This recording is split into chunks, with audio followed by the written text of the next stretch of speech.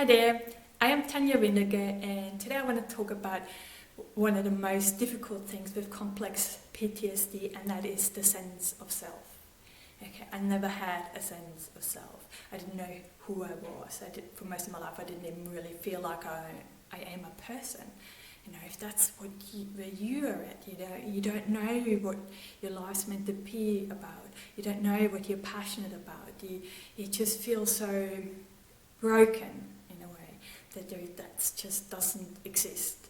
I always thought that my sense of self is a bit like I'm trying really, really hard to build it up, like with a deck of cards, when you make those A's and you stack them up, and then someone opens the door and that little bit of draft just makes it collapse. That's pretty much what my sense of self was like, It just needed a little draft, and that was it, and it was flat again. And so I had to really, really work on, or find ways to help myself with that. And what I'm going to share might sound a little crazy. I have a very visual mind, but I always thought that my sense of self, if that's down, my inner critics, and I actually call them my demons, because I always thought inner critics just doesn't do them justice. They're worse. They're demons. They're monsters in my head, and they're really up. My sense of self is down. But what I find is that when I actually I had lots and lots of therapy, lots of professional help with that. But when I had some kind of sense of self, that actually went down. And one of the exercises I did is, as I said, I was very visual. Every time one of those demons came up, and generally it's just the voices of one of my abusers, or for example, one of my teachers and stuff.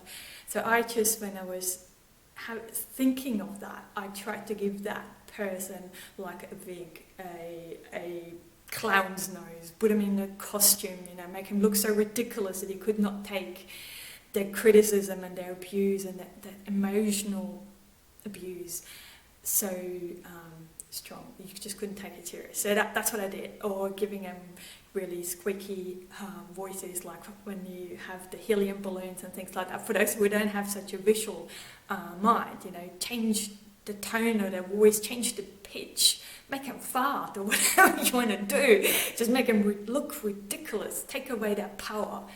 So that's the way you reclaim it. The more you can take away their power, and the more they go down, your sense of self will go up. Because I truly believe that the sense of self is like a seed.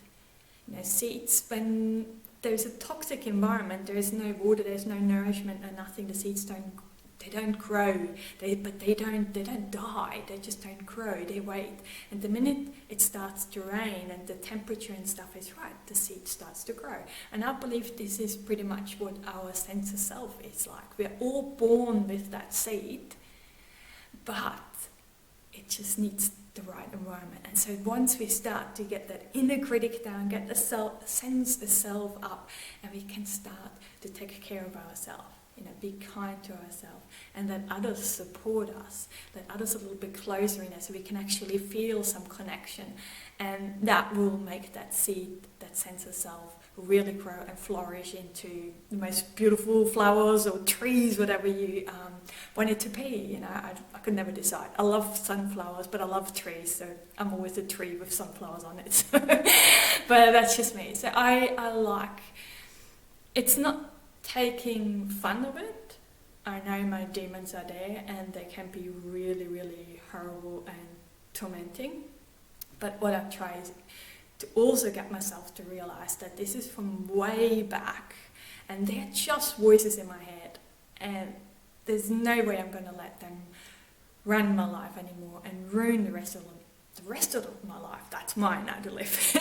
And I reclaim that, and I want to have some fun and some joy and some inner peace, and I want to find myself, and I wish that for you too, because once you get that seed growing, you'll find out, you're going to be starting to explore, you discover your true potential, your gift within, what you have to offer to this world and all that. So please don't give up, and give that a thought, and think of it as the sense of yourself as a seed. So you're not totally broken or anything like that. It's just that seed didn't have the right environment yet to actually grow and flourish. Okay? Lots and lots of love and rainbows as always. And bye for now.